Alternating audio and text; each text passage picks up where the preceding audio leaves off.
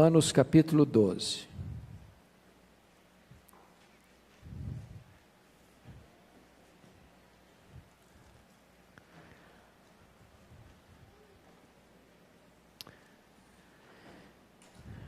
Eu vou fazer esta leitura, você vai acompanhar em silêncio e depois manter sua Bíblia aberta nesta passagem. Está escrito: rogo-vos, pois, irmãos, pelas misericórdias de Deus, que apresenteis o vosso corpo por sacrifício vivo, santo e agradável a Deus, que é o vosso culto racional. E não vos conformeis com este século, mas transformai-vos pela renovação da vossa mente, para que experimenteis qual seja a boa, agradável e perfeita vontade de Deus. Porque pela graça que me foi dada, digo a cada um dentre vós, que não pense de si mesmo além do que convém, antes pense com moderação, segundo a medida da fé que Deus repartiu a cada um. Porque assim como num só corpo temos muitos membros, mas nem todos os membros têm a mesma função, assim também nós, conquanto muitos, somos um só corpo em Cristo e membros uns dos outros. Tendo, porém, diferentes dons segundo a graça que nos foi dada. Se profecia, seja segundo a proporção da fé. Se ministério, dediquemo-nos ao ministério. Ou o que ensina, esmere-se no fazê-lo. Ou o que exorta, faça-o com dedicação. O que contribui com liberalidade. O que preside com diligência. Quem exerce misericórdia com alegria. O amor seja sem hipocrisia, detestai o mal, apegando-vos ao bem. Amai-vos cordialmente uns aos outros, com amor fraternal, preferindo-vos em honra uns aos outros. No zelo não sejais remissos, sede fervorosos de espírito, servindo ao Senhor. Regozijai-vos na esperança, sede pacientes na tribulação, na oração perseverantes. Compartilhai as necessidades dos santos, praticai a hospitalidade. Abençoai os que vos perseguem, abençoai e não amaldiçoeis. Alegrai-vos com os que se alegram e chorai com os que choram. Tende o mesmo sentimento uns para com os outros, em lugar de ser desorgulhosos, condescendei com o que é humilde, não sejais sábios aos vossos próprios olhos. Não torneis a ninguém mal por mal, esforçai-vos por fazer o bem perante todos os homens. Se possível, quando depender de vós, tende paz com todos os homens. Não vos vingueis a vós mesmos, amados, mas dai lugar à ira, porque está escrito: a mim me pertence a vingança, eu é que retribuirei, diz o Senhor. Pelo contrário, se o teu inimigo tiver fome, dá-lhe de comer, se tiver sede, dá-lhe de beber, porque fazendo isto, amontoarás brasas vivas sobre a sua cabeça. Não te deixes vencer do mal, mas vence o mal com o bem. Amém. O tema que eu quero dar hoje é vidas transformadas, relacionamentos transformados. Vidas transformadas, relacionamentos transformados. E eu quero dizer já, à guisa de introdução, que, como você sabe, a carta aos Romanos é o maior tratado teológico do Novo Testamento, né? Do capítulo 1 ao capítulo 11, Paulo retrata para nós, com cores muito fortes, o sacrifício que Cristo fez na cruz, por amor de nós, como prova da misericórdia de Deus por nós, para nos salvar. Agora, nos capítulos seguintes, ele fala do sacrifício que nós devemos ofertar a Deus, como prova da nossa gratidão. Do capítulo 1 ao capítulo 11, Paulo tratou da doutrina. A partir do capítulo 12, Paulo vai tratar do dever. Até o capítulo 11, ele deu a base doutrinária. A partir do capítulo 12, ele vai aplicar a doutrina na vida. Porque essas duas coisas caminham juntas. Teologia e ética, doutrina e vida, credo e conduta. Então é isso que Paulo vai fazer a partir daqui. Até esse capítulo 11 nós estudamos doutrina. A partir de agora nós vamos estudar o que é que essa doutrina tem a ver com a minha vida prática. Como é que eu aplico essa doutrina no meu viver diário? E então eu gostaria de já dizer para você que se vida transformada implica em relacionamentos transformados, que tipo de relacionamento seria esse? Então nós vamos lidar hoje com 4 tipos de relacionamentos: nosso relacionamento com Deus, nosso relacionamento com nós mesmos, nosso relacionamento com os nossos irmãos e nosso relacionamento com os nossos inimigos. Se a nossa vida foi transformada, isso precisa refletir nesses 4 relacionamentos: com Deus, com nós mesmos, com os nossos irmãos, com os nossos inimigos. Então vamos ao primeiro relacionamento, nosso relacionamento com Deus. Com Deus, olha aí comigo, por favor. Nosso relacionamento com Deus. Primeira coisa que esse relacionamento com Deus implica são corpos consagrados. Olha o versículo 12, versículo 1. Rogo-vos, pois, irmãos, pelas misericórdias de Deus, que apresenteis o vosso corpo por sacrifício vivo, santo e agradável a Deus, que é o vosso culto racional. Paulo já havia dito nesta carta, lá no capítulo 6, que outrora nós oferecíamos os membros do nosso corpo ao pecado. Agora nós oferecemos o nosso corpo como sacrifício a Deus. Se Cristo fez o sacrifício perfeito, cabal, o que ele fez? Ele varreu do altar os animais mortos. Não tem mais matança de cordeiros. Ele é o Cordeiro de Deus que tira o pecado do mundo. Se ele varreu do altar os animais mortos, agora você e eu devemos oferecer o nosso corpo como sacrifício vivo. E essa palavra aqui, apresenteis o vosso corpo, é a mesma palavra lá do Antigo Testamento para alguém que trazia o seu sacrifício para oferecer, e ao colocar esse sacrifício nas mãos do sacerdote, não podia tomá-lo de volta. Ou seja, você oferece o seu corpo, você oferece a sua vida para Deus, como um sacrifício vivo, santo e agradável, e você não toma de volta mais a sua vida. Você não pertence mais a você. Você foi comprado por um grande preço. Agora você deve glorificar a Deus no seu corpo. Então agora você não traz mais um animal, você traz você mesmo. Você não oferece um cordeiro, você oferece a sua vida. E Paulo vai dizer que essa oferenda do seu corpo é que é o seu culto, o quê? Racional. Vamos entender o que é culto racional. A palavra aqui é logique, do grego. Não é racional no sentido razão em oposição à emoção, não é isso não. Culto racional aqui traz a ideia de culto lógico. Ou seja, o culto que você de fato oferece a Deus e que é agradável a Deus é o culto que você oferece com a sua vida, com o seu corpo. Em outras palavras, não pode existir uma esquizofrenia entre o que você faz aqui no templo com aquilo que você faz no dia a dia, na sua casa e no seu trabalho.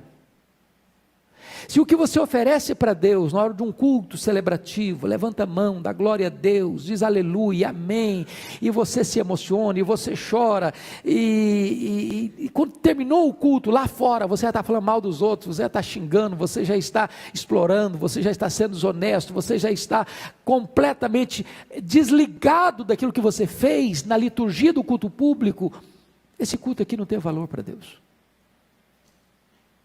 O culto racional é o culto que existe uma coerência, uma consistência entre o que você está fazendo na casa de Deus, no culto público, e aquilo que você está fazendo no seu dia a dia, no seu trabalho, nas suas lides domésticas. É isso aí que Paulo está dizendo. Ofereça a você mesmo, como sacrifício vivo. Mas notem vocês que além desse corpo, você pode até perguntar assim, pastor, mas o que é isso? O que é oferecer o meu corpo como sacrifício vivo, sem até agradável a Deus? João Crisóstomo, que foi chamado Boca de Ouro, o maior pregador da igreja, no período da patrística, dos pais da igreja, lá no quarto, quinto século, ele disse o seguinte: não é que meu corpo pode tornar-se um sacrifício? Deixe que o olho não veja nada mal, e eles tornarão sacrifício. Permita que a língua não diga nada vergonhoso, e ela se tornará uma oferta. Deixe que a mão não faça nada ilegal, e ela se tornará uma oferta em holocausto. Mas não basta só isso, diz ele. A mão precisa dar esmola, a boca precisa abençoar, o ouvido precisa prestar atenção sem cessar aos ensinamentos divinos. Então você quer saber como é que se oferece seu corpo? É hora de você parar. O que você está vendo que não devia ver?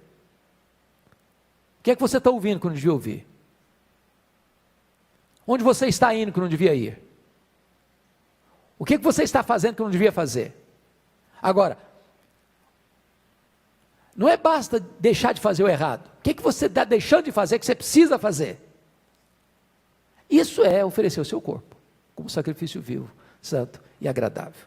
Mas a segunda coisa aqui, além de corpos consagrados, é mentes transformadas. Olha o versículo 2 comigo. E não vos conformeis com este século, mas transformai-vos pela renovação da vossa mente, para que experimenteis qual seja a boa, agradável e perfeita vontade de Deus. Tem duas palavras aí que precisam ser destacadas para entender. A palavra conformar e a palavra transformar. Eu pergunto a vocês, qual é a raiz dessas duas palavras? Conformar e transformar. Estou falando de língua portuguesa agora. Qual é a raiz dessas duas palavras? Forma. As duas palavras têm a mesma raiz. Conformar, transformar. Na língua grega tinham duas palavras para forma. A palavra esquema e a palavra morfê. A palavra esquema trata daquela forma de aparência exterior. E a palavra morfê trata daquela forma que é a essência interior. A palavra forma, esquema, é a forma que está mudando. Por exemplo, um menino acabou de nascer. É um menino, ou é uma menina. Mas com 1 ano, já não é um bebê tenro mais. Alguns já estão andando, já estão até falando. E aí, depois, com 11 anos, já entra uma fase, talvez de adolescência, que vai até os 19. Depois começa a fase de juventude, depois começa a fase adulta, depois começa a fase madura, depois vem a velhice. E cada hora essa forma está o quê? Mudando, porque a aparência exterior, isso é esquema. Agora, a palavra morfê é uma forma inalterável. Por exemplo, nasceu menino, espera-se que morra menino, não? Espera-se. Essa forma não muda. Ela é o morfê. Por exemplo, quando a Bíblia diz lá em Filipenses, capítulo 2, eu vou fazer essa pergunta para vocês agora, para ver se vocês pegaram a ideia. Filipenses 2,6. Pois ele, Jesus, subsistindo em forma de Deus, não julgou como usurpação ser igual a Deus. Forma é esquema ou é morfê? Me ajudem? Morfê, parabéns. Jesus não tinha uma forma de Deus e deixou de ser Deus. Ele sempre foi Deus. Antes da encarnação ele era Deus. Ao assumir uma forma humana, ele não despojou-se da sua divindade, ele continuou sendo Deus. Deus e homem ao mesmo tempo. Perfeitamente homem, perfeitamente Deus. Agora vamos, feita a análise da palavra, vamos às aplicações. E não vos conformeis com este século, com este mundo. Esse mundo tem uma forma. A forma desse mundo está mudando todo dia e toda hora. O que era errado ontem é considerado certo hoje. O que era vergonhoso ontem é aplaudido hoje. Por quê? Porque a forma do mundo está mudando todo dia e toda hora.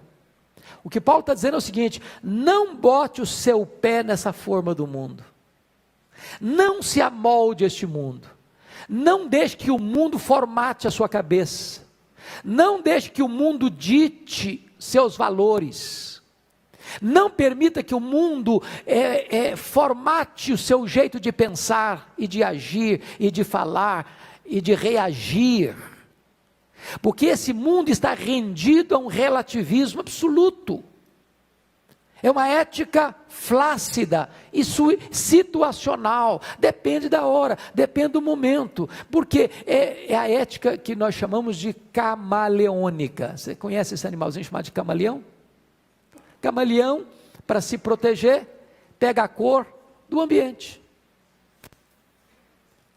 Então Paulo está dizendo o seguinte: você tem uma vida transformada, agora você tem que ter uma mente transformada. Você não pode se amoldar a esse mundo, mas aí ele usa outra palavra: não vos conformeis com este século, mas transformai-vos pela renovação da vossa mente. Agora eu vou pegar de novo para o português, para a teologia. Vocês é que vão me dizer. Olha aí, a palavra conformar, a raiz é forma. Aí a forma e a esquema ou morfê? Esquema, é a forma que está mudando. Mas transformai-vos, a palavra forma do transformar é esquema ou morfê? Morfê, porque a sua mente tem um padrão absoluto, para qual olhar, se fixar e aprender. Qual é o nosso padrão absoluto? Jesus Cristo. Você tem um padrão absoluto e o seu projeto de vida é olhar para esse padrão absoluto e sendo transformado de glória em glória até chegar à varonilidade do varão perfeito, que é o Senhor Jesus Cristo. Está claro isso, irmãos? E em vez de você se render ao relativismo deste século, você olha para um padrão que é perfeito, que é absolutamente perfeito, e você vai sendo transformado pela renovação da sua mente. E aí você vai entender o que Paulo vai dizer no finalzinho aí: para que, a finalidade, para que experimenteis qual seja a boa, perfeita e agradável vontade de Deus. Eu como pastor escuto muito essa pergunta: pastor, qual é a vontade de Deus para a minha vida? Eu fico sempre confuso, eu fico tantas dúvidas com isso. O que Deus quer de mim? O que Deus espera de mim? Qual é a vontade de Deus para a minha vida? E aí você vai notar uma coisa no ensino de Paulo: conhecer a vontade de Deus não é causa, é consequência. Você passa a conhecer qual é a boa e perfeita e agradável vontade de Deus para a sua vida, na medida em que você se oferece para Deus e é transformado.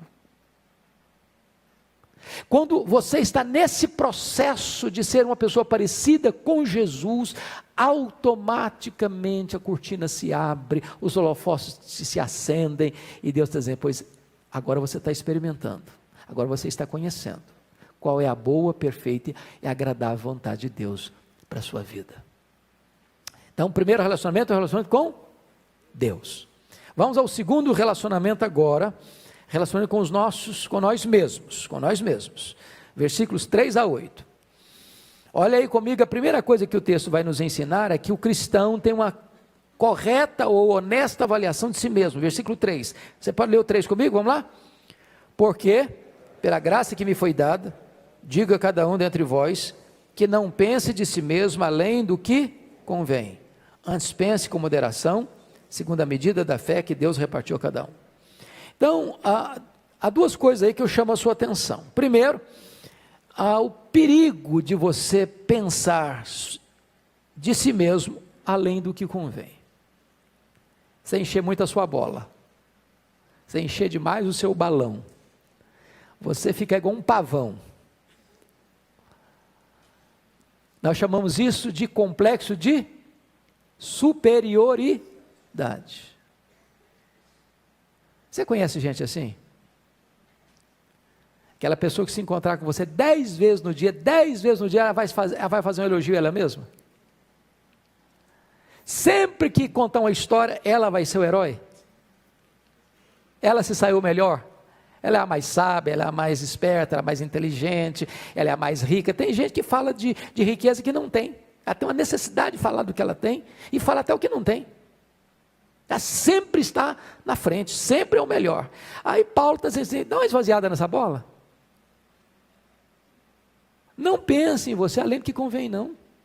Isso não é bonito, não. Não se elogie, não. Não fica bem para você se autoelogiar. Sejam outros os lábios que elogiam você. Porque se você não tiver uma imagem boa, por exemplo, você chega num espelho, ele é convexo, ele distorce a imagem. O espelho tem que estar limpo, tem que estar claro, não pode estar embaçado, senão você enxerga você meio esquisito. Agora, se há um erro de você cometer esse pecado de complexo de superioridade, tem um outro perigo, é o complexo de inferioridade. Então ele diz assim: não pense cada um de vós de si mesmo, além do que convém, antes pense com moderação, segundo a medida da fé que Deus repartiu a cada um. Se eu tenho que pensar comigo mesmo, segundo a medida da fé que Deus repartiu comigo, eu não posso também me sentir o quê? Inferior. Você acha que tem esse problema ainda hoje? De gente que se olha no espelho e se rejeita? De gente que fica com a síndrome de gafanhoto, lembra lá da síndrome de gafanhoto, quando os espias de Israel foram olhar a terra e voltavam, não, a terra é boa, mas tem gigante lá, nós aos olhos daqueles gigantes, nós somos como gafanhotos, aliás, nós somos gafanhotos.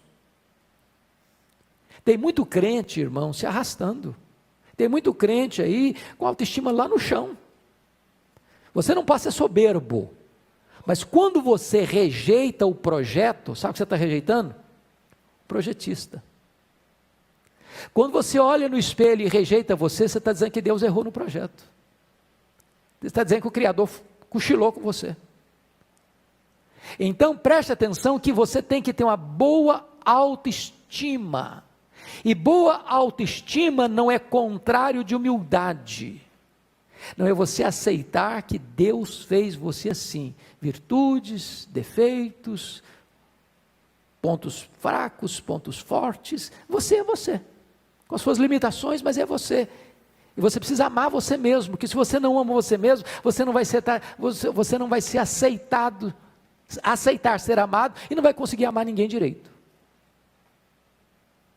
Então, pense com moderação, tá bom? Cuide bem da sua autoimagem. É isso que Paulo está dizendo. Aliás, se você entender o que Cristo fez por você, você é uma pessoa maravilhosa aos olhos de Deus. O Espírito Santo habita em você. Seu nome está escrito no livro da vida. Você tem o selo de Deus sobre a sua vida. Você é propriedade exclusiva de Deus. E aí você vai melhorando a sua autoimagem. Cuidado para que isso não leve você à soberba. Bom, dito isto, ainda vamos olhar outra coisa. O cristão tem compreensão correta de seus dons espirituais. Aí vamos ver a partir do versículo 4 até o 8. Porque assim como um só corpo tem muitos membros, o que vai dizer aí? Mas nem todos os membros têm a mesma função, assim também nós, conquanto muitos, somos um só corpo em Cristo e membros uns dos outros, tendo, porém, diferentes dons, segundo a graça que nos foi dada. Então vamos parar um pouquinho aqui.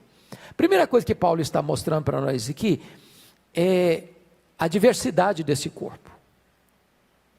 Tem muitos membros. E ao mesmo tempo ele fala da unidade desse corpo, mas é um só corpo. Isso é magnífico, magnífico. Em outras palavras, eu sou um com o meu irmão. A unidade, irmãos, a unidade cristã não é construída por você e por mim. Ela existe. A Bíblia nos manda preservar, não criar. Criar quem cria é Deus. No momento em que você recebeu a Cristo como seu Salvador pessoal, você foi convertido pelo Espírito Santo, você fez parte, começou a fazer parte da igreja, é o Espírito Santo quem batiza você no corpo de Cristo, então Ele quem gera essa unidade, você é um, não importa se você acredita nisso ou não, você é um.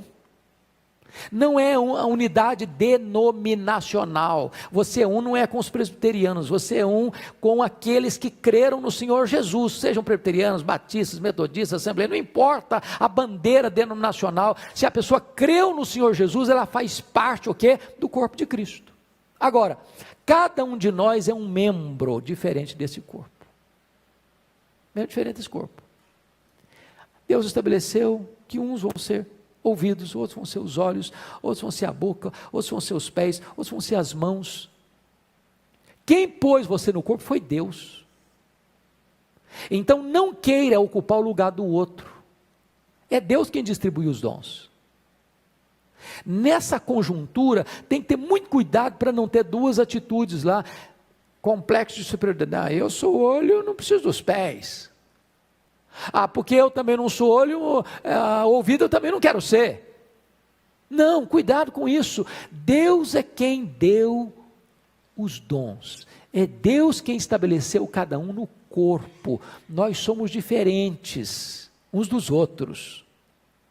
Com isso, a Bíblia está dizendo o seguinte: não tem desse negócio de crente autossuficiente. Não, eu sou crente, me basta a mim mesmo. Eu não preciso nem de igreja, eu fico em casa e eu, aliás, posso ouvir os pregadores que eu quiser, eu posso ficar sentado no meu sofá e assistir uma boa mensagem. Para que eu vou na igreja? Não precisa de igreja? Precisa. Eu vou lhes dizer por quê. Primeiro, vamos pegar a ideia do corpo e membros. Tem um só corpo, muitos membros. Esse braço aqui é muito bom, mas se eu cortá-lo do corpo, o que acontece com ele? Ele morre, fica inútil. Vamos pensar em outra figura, da videira. Eu sou a videira verdadeira, meu pai é agricultor, vós sois os ramos. Você pega a ideia de uma parreira de uva. O galho produz uva, o ramo. Se você vai e corta do tronco, o que acontece com ele? Ele morre, seca. Tem vida nele mesmo. Vamos pensar no rebanho. O que é um rebanho? É um monte de ovelhas, sob os cuidados de um pastor. Uma ovelha foge do rebanho, o que acontece com ela? Se torna presa fácil. Ela não se protege. Vamos pensar num braseiro. Você pega uma brasa, tira do braseiro. O que acontece com essa brasa que ficou longe do braseiro? Se cobre de cinza e se apaga. Então esse negócio de desigrejado não existe. Crente é membro do corpo. E é preciso que ele funcione no corpo e não isoladamente. Agora, notem vocês no versículo 5 que existe a ideia de mutualidade e membros uns dos outros. Se eu sou membro um do outro, olha que coisa maravilhosa. Pense comigo no nosso corpo. Você está andando, uma das frutas mais bonitas, mais cheirosas e mais saborosas, chama-se manga. Da manga rosa, então, só tem em Minas, né? É uma coisa maravilhosa, você vê uma manga rosa. Seus olhos veem a manga. Aquilo processa lá em você. Você sente o cheiro dela. Você começa a salivar de vontade de comer aquela manga. Mas é preciso que a mão pegue a manga. É preciso que os dentes triturem a manga. É preciso que o esôfago introduza essa manga para o estômago.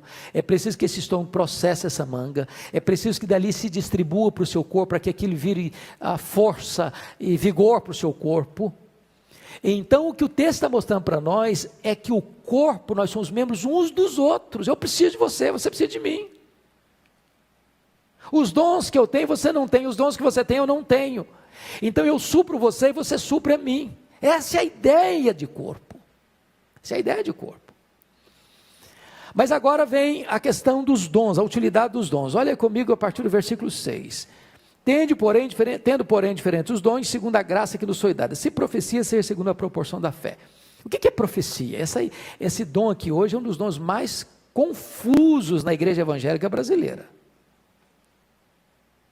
Porque tem muita gente que acha que profecia é eu chegar para você e dizer, meu servo, eu plá, como se eu fosse o próprio Deus falando para você. Estou dando uma profecia. É isso que Paulo está ensinando? Não. Dom de profecia não é trazer uma nova revelação. Irmãos, preste bem atenção no que o Dr. Billy Graham disse. A Bíblia tem uma capa ulterior. Cessaram-se as revelações. Porque se tivesse revelação nova, tinha que estar na Bíblia. Tinha que estar escrito. Paulo, entendendo isso, na sua carta aos Gálatas, diz que ainda que venha um anjo do céu, trazendo uma nova revelação, trazendo uma outra doutrina, além daquela que já foi posta, seja anátema. Então o que é que Paulo está ensinando aqui com o dom de profecia? Se profecia, seja segundo a proporção da fé. Fé aqui é o conteúdo da escritura, é a mesma coisa que Judas fala, batalhar pela fé. Então, o que é um profeta hoje? O que é dom de profecia hoje? É alguém que se levanta no púlpito, abre a escritura, expõe a escritura. esse está exercendo o dom de profecia. Por quê? O dom de profecia, vá rapidinho comigo lá para 1 Coríntios capítulo 14, para você perceber isso. 1 Coríntios capítulo 14, Paulo diz assim, versículo 3, mas o que profetiza fala aos homens, edificando, exortando e consolando. A pregação tem esse propósito. Qual é o propósito? É o propósito de edificar, é o propósito de exortar e é o propósito de consolar. Aliás, é o que está escrito lá em 2 Timóteo 3, olha aí comigo por favor. Fiquem tranquilos que se eu vou no passo do gado e da criança nesse texto, não vou ficar preocupado em terminar o capítulo 12 hoje não. Nós vamos até onde der para ir, depois a gente retoma na outra aula. Olha 2 Timóteo 3, versículo 16. Toda a escritura é inspirada por Deus e útil para o ensino, para a repreensão, para a correção, para a educação na justiça. O mesmo propósito da escritura é o propósito da profecia. Porque o que é profecia? É a exposição da escritura. Então, o dom de profecia é exatamente esse dom de pregar a palavra de Deus, de anunciar a palavra de Deus, e não de trazer visões, sonhos e novas revelações forâneas às escrituras, o que Deus de fato proíbe na sua palavra.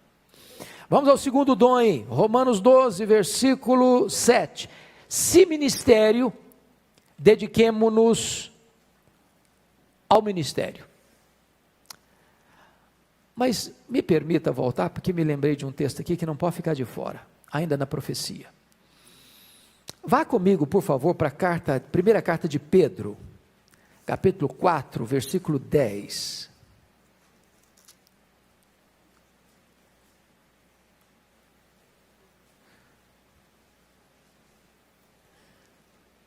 O texto que eu quero usar, é porque já está falando dos dons aqui, mas eu quero usar o versículo 11, 4:11. Você pode ler o 4:11 comigo? Vamos lá? 1 de Pedro 4:11, vamos juntos? Se alguém fala, fale de acordo com os oráculos de Deus. Se alguém serve, faça-o na força que Deus supre, para que em todas as coisas seja Deus glorificado por meio de Jesus Cristo, a quem pertence a glória e o domínio pelos séculos dos séculos. Chama a sua atenção para essa frase. Se alguém fala, fale de acordo com os oráculos de Deus. Em outras palavras, é por isso que a Bíblia diz o seguinte: quando alguém se levantar para pregar, para profetizar, os outros julguem. Julga como assim? É ser um crente beriano. Não importa se é o pastor Arival, se é o pastor Hernandes, se é o pastor José, o Antônio, o Manuel, não importa quem sobe ao púlpito aqui.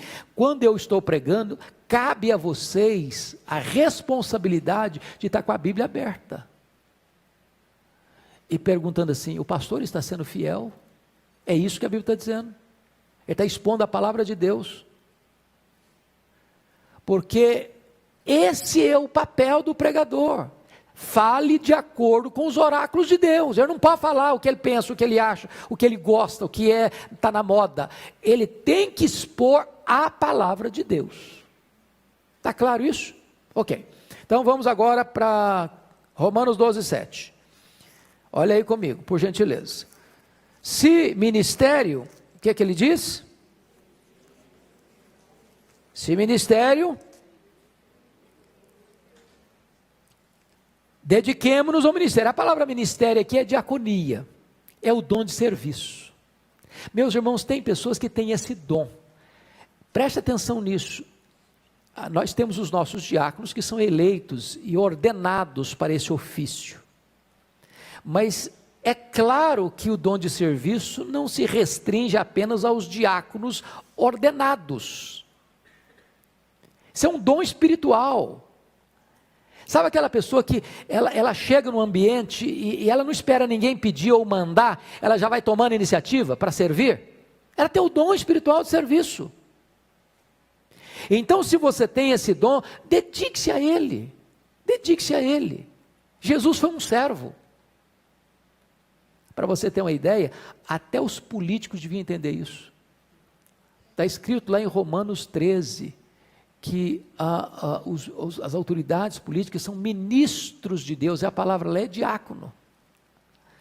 Ou seja, os nossos representantes políticos são servidores do povo, em vez de se servirem do povo. É o que Deus ensina na sua palavra. É um diácono. Terceiro dom, olha aí comigo, versículo 7. Ou o que ensina, esmere-se no fazê-lo. O dom de ensino é aquela pessoa que tem esse dom, ele tem uma obrigação, se esmerar. O que é se esmerar? Se dedicar, se empenhar. Ele é um estudioso. Ninguém pode, eu tenho o dom de ensino, mas é um cara preguiçoso. Ele não gosta de ler. Ele é preguiçoso, começa a ler um livro, dá sono, para. Não. Quem tem o dom de ensino, ele já tem por natureza, por natural, gostar de aprender. Porque se você não aprende, você não ensina. Quem cessa de aprender, cessa de ensinar. Então esmere-se nisso. Se você acha que você tem o dom de ensino, louvado seja Deus, então você tem que ter uma boa biblioteca, viu? Então compra livro, então estude, então se esmere, então aprenda, então investigue, então cave mais fundo, para você trazer esse acervo para o povo de Deus. Terceiro dom, quarto dom, olha aí, versículo 8, o que exorta, faça-o com dedicação. Irmãos, esse é um dom maravilhoso, porque às vezes a gente pensa que exortar é dar bronca, né? Vou exortar o fulano, dá uma bronca nele, passa um sermão nele. Não é essa a ideia que a gente tem normalmente? Você conhece que tipo de gente na igreja que acha que tem esse dom e começa a dar sermão em todo mundo? A ideia de exortação é a ideia de estar do lado para encorajar. É aquela pessoa que, quando o outro está para baixo, ele chega e dá uma levantada. É aquela pessoa que, quando alguém está triste, ele chega para consolar. A pessoa está fraca, ele chega para fortalecer. E aí eu digo o seguinte: se você tem esse dom da parte de Deus, o que é que você precisa fazer? Se dedique a Ele. Cuide de gente. Encoraje pessoas. Anima pessoas. Aliás, irmãos, como isso é necessário na igreja. Necessário, porque gente para botar você para baixo tem muita, mas gente para dar uma palavra de ânimo para você, dar uma B12 na sua veia, tem poucas. E Deus dotou na igreja pessoas com esse dom espiritual, e se você tem esse dom, então dedique-se a ele. Outro dom, versículo 8, o que contribui com liberalidade. Essa é uma coisa maravilhosa, irmão. Sabia que não está falando de dízimo, de oferta, não. Ele está falando de alguém na igreja que tem o dom de contribuição. Via de regra, essas pessoas, Deus dota essas pessoas de recursos financeiros, materiais, e que não tem o coração no dinheiro, mas tem o coração na obra de Deus, e ela faz isso com o quê? Com liberalidade, com mão aberta. Com mão aberta. É a pessoa que ama Deus e não o dinheiro, e que ama a obra de Deus e não o dinheiro, e que o dinheiro que passa pela mão dela, ela tem a capacidade de abrir a mão e ofertar com generosidade, com liberalidade. Outro dom, que preside com diligência. O que é dom de presidência? É aquele dom de liderança. Vocês já perceberam que algumas pessoas Deus dota com isso? E preste atenção, dom de liderança e cargo não é a mesma coisa. Tem pessoas que têm cargo de liderança, mas não são líderes. Tem outros que não têm cargo de liderança e são líderes. Então o que é liderança? Basicamente liderança é influência. Influência. O líder, ele como que absorve as pessoas seguem a ele. É por isso que o líder nunca é neutro, ou ele é uma bênção, ou ele é uma maldição, porque sempre vai influenciar, ou para o bem ou para o mal. É por isso que quem tem esse dom de presidência, faça isso com o quê? Com diligência. Último dom que menciona Paulo aqui, quem exerce misericórdia com alegria. O que é dom de misericórdia? A palavra misericórdia é jogar o coração na miséria do outro. É aquela pessoa sensível à necessidade do outro. É aquela pessoa que chega na igreja, ela distingue, fulano de tal está passando uma dificuldade, eu vou lá. Ela tem antenas ligadas para essa questão da sensibilidade às necessidades do outro. E sempre está buscando socorrer isso. E faz isso não com um peso, mas com alegria. É natural, é natural. Bom, dito isto, dessa relação com Deus e da relação com você mesmo, você entender quem é você, sua autoimagem está boa, e você coloca os seus dons a serviço de Deus e dos seus irmãos. Agora vem a terceira relação, que é o relacionamento com os nossos irmãos, versículos 9 a 16. Então vamos dar uma olhadinha aí, nessa conjuntura linda. Primeiramente, este amor deve ter alguns ingredientes. Primeiro, o amor seja sem hipocrisia. Isso significa sinceridade. A palavra hipocrisia vem de uma palavra grega que significa ator. O que é um ator? É alguém que exerce um papel diferente da sua vida real. Ele se veste com outra pessoa, ele assimila a voz da outra pessoa, ele se coloca no lugar da outra pessoa e age como se outra pessoa fosse. Então, ele é o ator. Quando Jesus chama os fariseus de hipócritas, por que Jesus chama os fariseus de hipócritas? Vocês lembram por quê?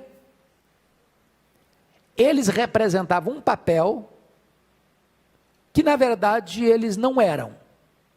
Qual o papel que eles representavam?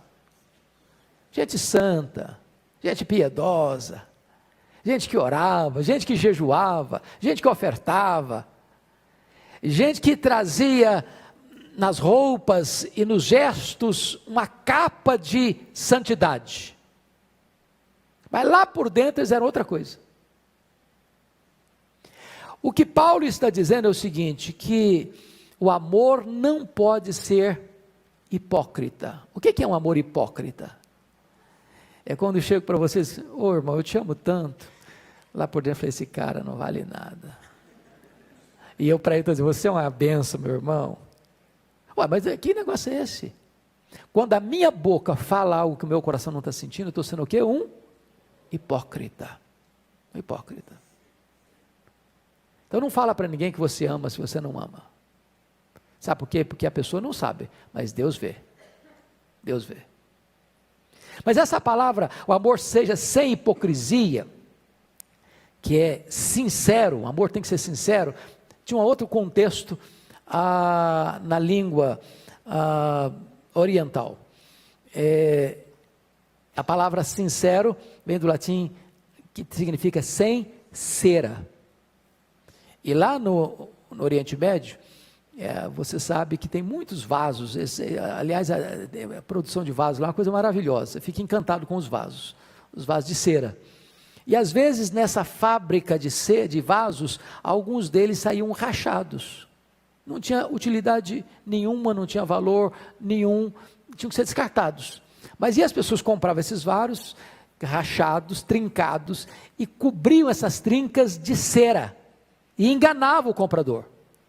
E aí quando a pessoa ia comprar um vaso, você perguntava, eu quero um vaso sem cera.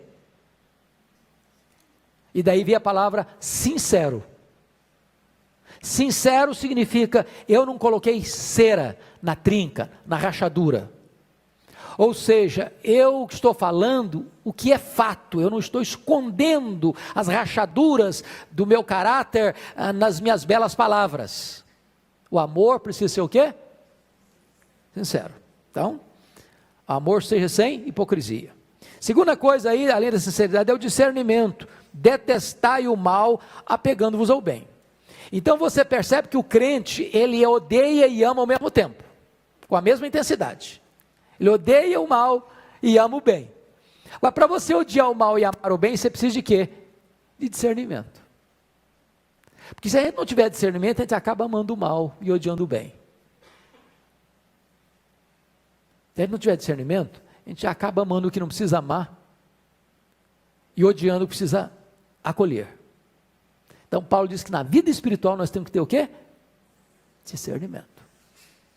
Terceiro, afeição. Olha o verso 10 comigo. Amai-vos cordialmente uns aos outros com amor fraternal.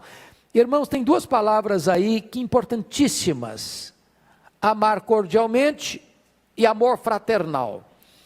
A palavra amar cordialmente traz a ideia aí do amor storge. Amor storge é o amor de família, é o amor que pai tem para o filho. Já essa palavra amor fraternal é filadelfia, é amor de irmão. O que eu chamo a sua atenção aqui é que nós devemos amar os irmãos na fé, os nossos irmãos na igreja, com o mesmo amor com que nós amamos os membros da nossa família de sangue. Família de sangue é perfeita?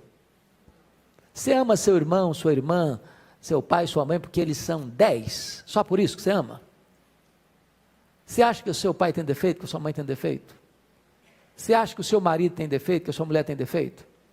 Você acha que seus filhos têm defeitos? Pô, se você falar que eles são 100% perfeitos, então eles são anjos entre nós, não são filhos de Adão, acho que é, né? Agora, você deixa de amar seu pai, sua mãe, seu filho, sua filha, porque eles têm defeitos? Não. Porque você tem um vínculo com eles de sangue. Eles são sua família, são seu sangue, são sua carne. Paulo está dizendo que nós devemos amar uns aos outros da mesma maneira, como se irmãos de sangue fossem, como se membros da nossa família de sangue fossem. É com essa força que Paulo está dizendo aí. Mas que mais aí? Além de afeição, honra. Olha aí, preferindo-vos em honra uns aos outros. Bom, isso é complicado, não é não? O que é preferir, gente? Preferir é o seguinte: duas pessoas vão ser honradas aqui hoje. Uma pessoa vai ser honrada aqui hoje. Ou você ou eu. Qual é a postura que um crente toma? Não, mas eu preciso ser honrado primeiro, irmãos. Vocês não estão percebendo que eu tenho que ser primeiro? Não, você primeiro. Eu prefiro você. Eu dou a vez para você. Mas eu não falo isso querendo outra coisa não. Porque é fácil você na hora de uma disputa, não, tudo bem, fica você, mas lá por dentro, eu queria que fosse eu. Ai, puxa vida, o cara aceitou a proposta e acabou pulando na minha frente. Tem dois bifes, um grande e um pequeno, qual que você pega? Aí eu vou pegar o grande, que você ia desejar que o grande fosse meu mesmo, então você pega o grande. Preferir em honra não é isso, é você dar ao outro a honra, abrindo mão de você. Meu irmão, só a graça faz isso. Só a graça faz isso. Que mais? Entusiasmo, olha o versículo 11. No zelo não sejais remissos. A palavra remisso, quem me dá um sinônimo de remisso?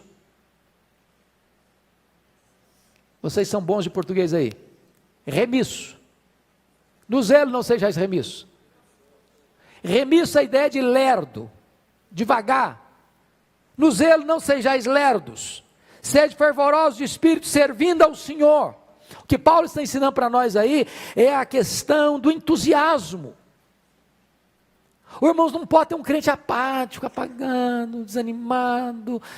Não, hoje vai chover, não, hoje está calor, não, hoje o frio chegou, não dá para ir, porque eu estou cansado, porque eu trabalhei muito, essa semana foi difícil, e toda hora que você pede alguma coisa, o cara, não dá, porque eu tenho outra coisa para fazer. Está desanimado. O cara bota um desânimo total na testa dele. Aí Paulo disse: não, no zelo você tem que ser animado, você tem que ser fervoroso de espírito, você tem que servir o Senhor desse jeito. Que mais?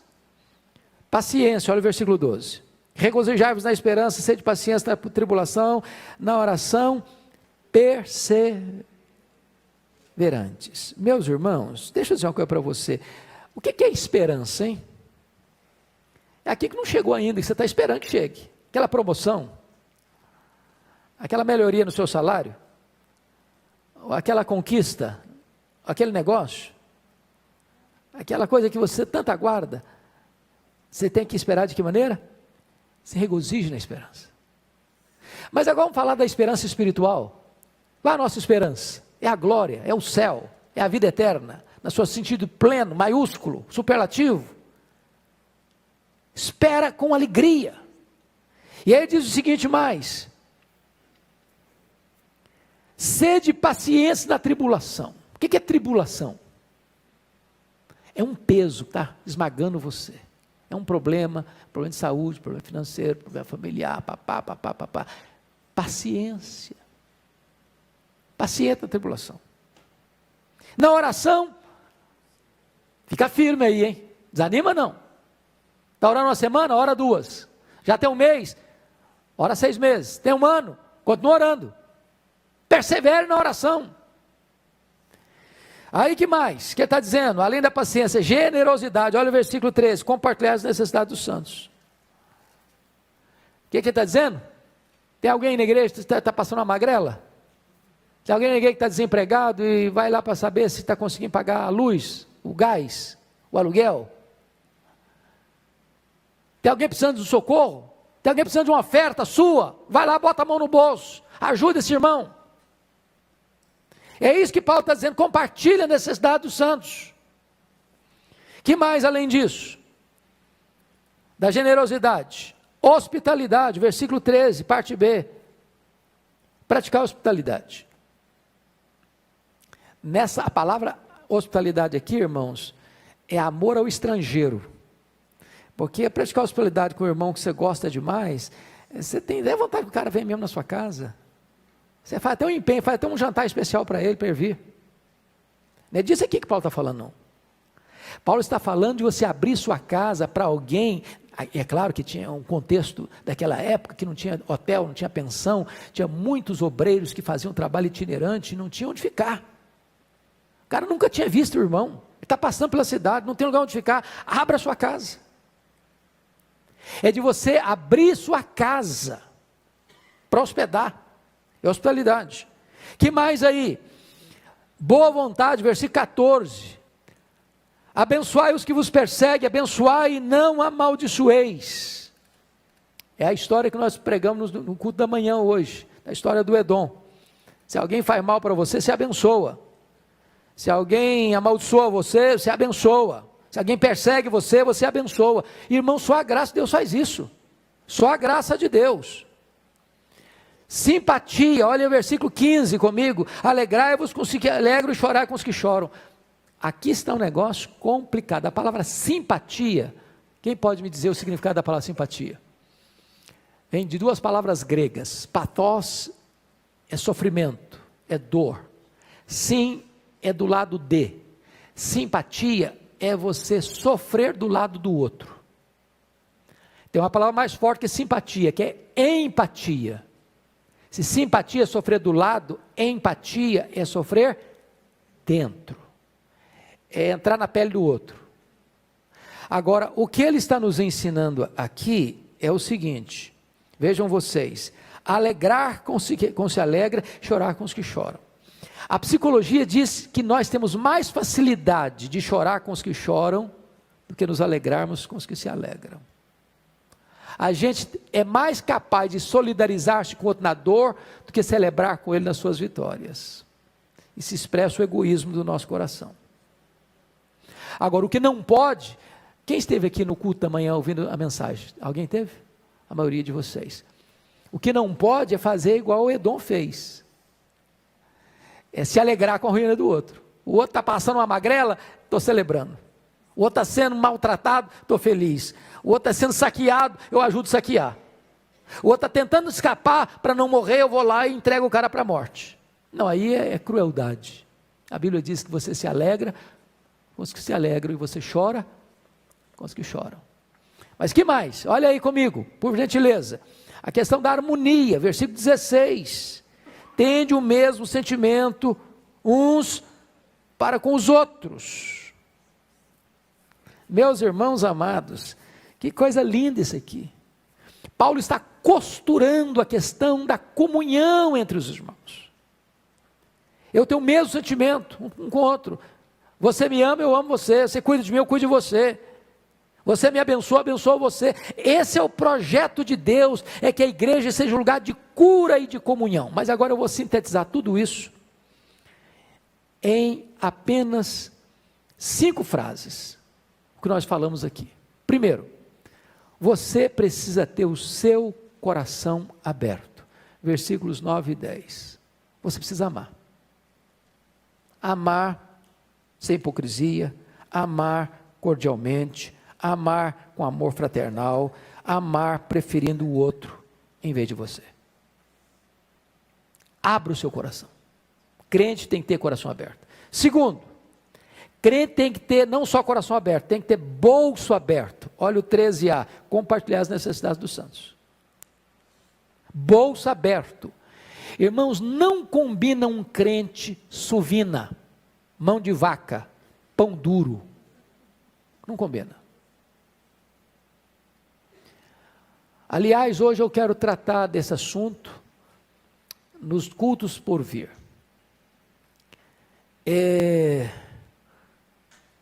A bênção de você ter o bolso aberto. A alma generosa, diz a Bíblia, faz o quê? Prosperará. Mas aquele que retém mais do que é legítimo, isso é pura perda. A Bíblia diz que se você semeia, você colhe. Quem semeia muito, colhe muito. Via de regra, quando você dá uma oferta para alguém, sem esperar retorno, não é barganha, não é negócio, você recebe muito mais. Mas recebe muito mais. Não só de bênçãos espirituais, até de bênçãos materiais. Porque a Bíblia diz que quem dá o pobre a Deus, empresta. E Deus não fica em dívida com ninguém. O bem que você faz, recai sobre a sua própria cabeça. Então preste atenção nisso. A Bíblia diz que onde estiver o nosso tesouro, aí estará também o nosso coração. Se você não aprendeu a bênção da generosidade, faça uma prova disso. Pense aí essa semana, meu Deus, a quem que eu preciso dar uma oferta essa semana? Faça uma experiência, comece, e você vai ver que revolução vai ter na sua vida espiritual. Então, coração aberto. Segundo lugar, bolso aberto. Terceiro, casa aberta. Versículo 13b diz, praticar hospitalidade. Então, deixa eu dizer para você, eu fico preocupado às vezes com algumas coisas que eu vejo no Brasil afora. Às vezes a pessoa faz uma casa tão bonita, mas tão bonita, e o sofá está tão bonito, e a mesa está tão bonita, e as coisas são tão bonitas, e o tapete é tão bonito, que a pessoa não quer que ninguém entre.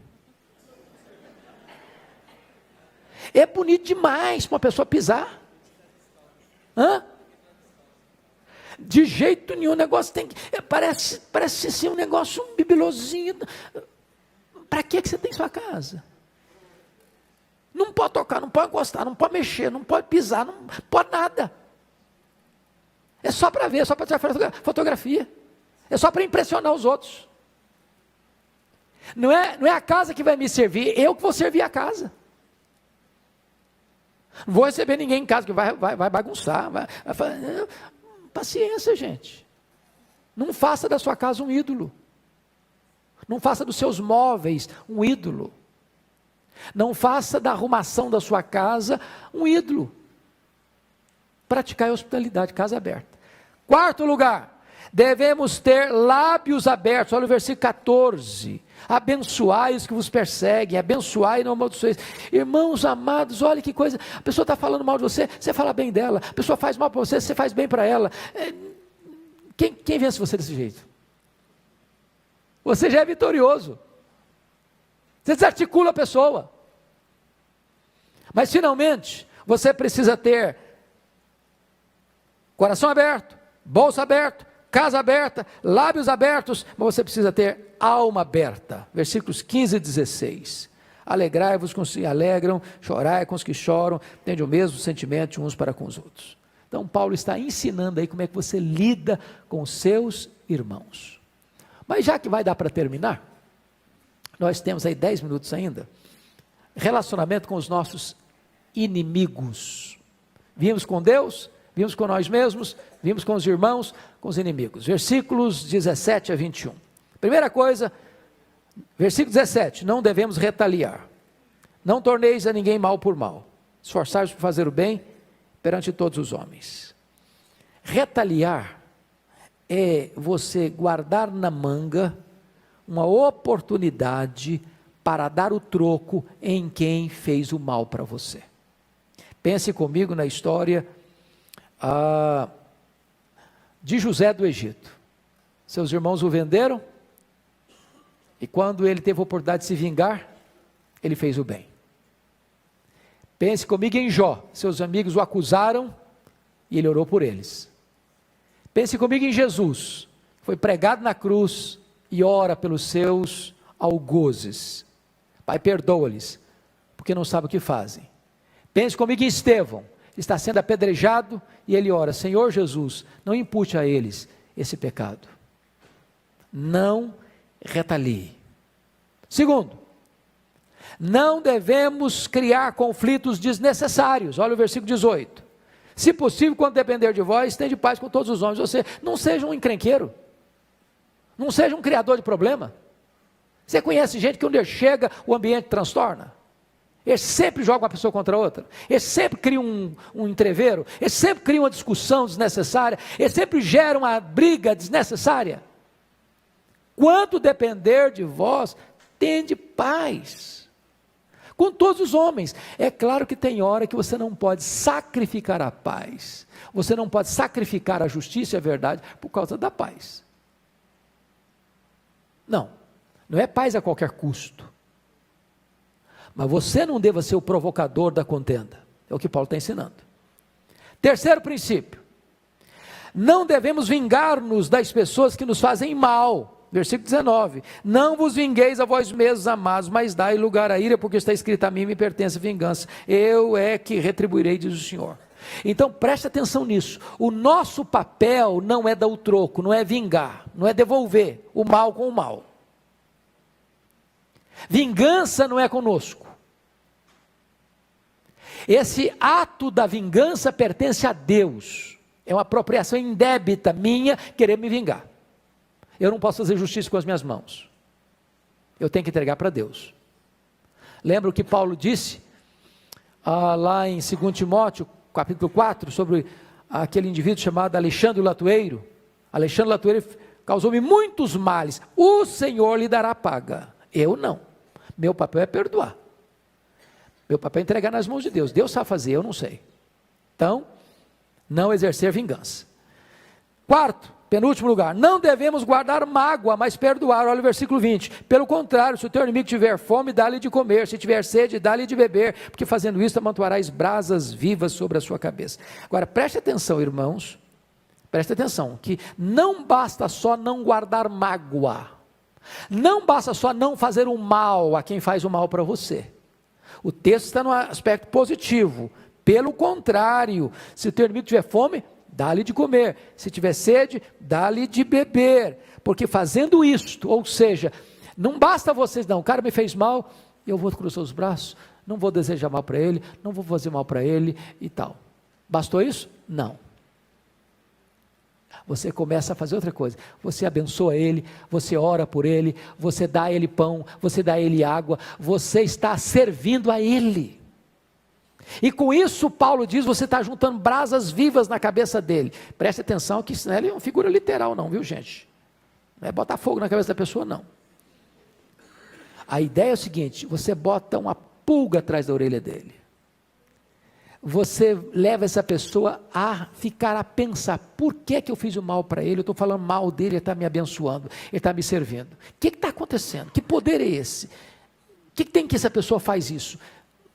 Qual a motivação dessa pessoa? O que está por trás? E ela então é incomodada espiritualmente, a repensar a vida dela. Porque você está devolvendo o mal com o bem. Finalmente, como é que você lida com o seu inimigo? Quinto lugar, não devemos ser derrotados pelo mal, mas devemos vencer o mal com o bem. Verso 21, pode ler comigo toda a igreja?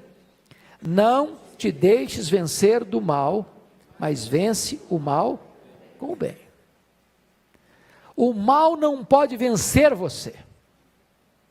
Você não é o derrotado. Você vence o mal. De que maneira? Com o mal maior? Com truculência? Com vingança? Esmagando a pessoa? Destruindo a pessoa? Não. Você vence o mal com o bem. Então vamos sintetizar. Nós tratamos hoje aqui de vidas transformadas, relacionamentos transformados. Relacionamentos com quem? Primeiro, com Deus. Segundo, com nós mesmos. Terceiro, com os nossos irmãos. Quarto, com os nossos inimigos. Agora é hora de você fazer uma pergunta. Essas transformações estão na minha vida? A minha vida reflete essa mudança nas minhas relações com Deus, comigo mesmo, com os meus irmãos, com os meus inimigos? É hora de nós orarmos a Deus, pedir: Senhor, faça isso comigo. Restaura a minha vida e restaura os meus relacionamentos. Vamos ficar em pé? E vamos orar.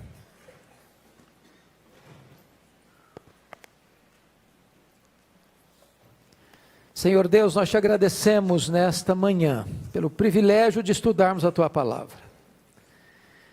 Nós te agradecemos porque um dia fomos alcançados por Tua graça, estávamos mortos e recebemos vida.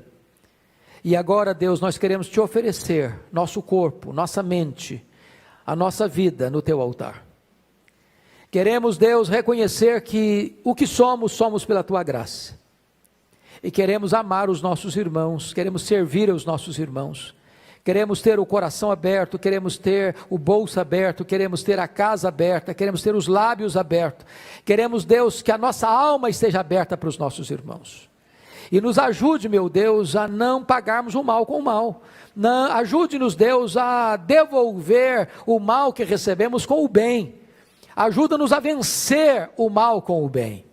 E que desta forma a Tua igreja possa ser fortalecida, edificada e reanimada na Tua graça, para viver uma vida digna do Teu nome. Em nome de Jesus oramos. Amém.